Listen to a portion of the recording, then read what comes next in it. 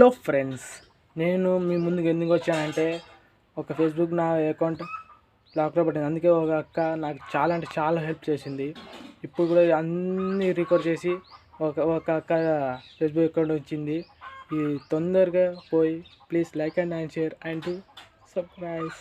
Please watch and all videos. Okay, విన్నారు కదా. So వాళ్ళ ఫేస్బుక్ అకౌంట్ అయితే ఓపెన్ అయింది అని చెప్పారు. మరి ఏం ఆప్షన్ నుంచి వెళ్ళి ఎలా ఓపెన్ అయింది అనేది చూద్దాము.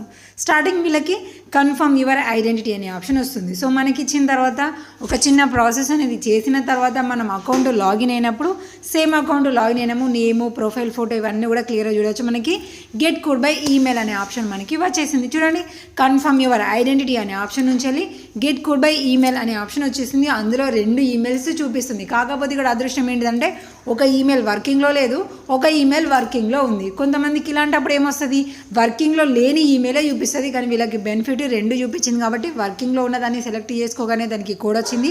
ఆ కోడ్ కాపీ చేసుకొని మళ్ళీ ఫేస్బుక్ దగ్గరకు వచ్చేసి ఎంటర్ కోడ్ అనే ఆప్షన్ దగ్గర ఆ కోడ్ పేస్ట్ చేసి కింద సబ్మిట్ అనే ఆప్షన్ మీద క్లిక్ చేయగానే ఫేస్బుక్ అకౌంట్ అనేది ఓపెన్ అయిపోయింది.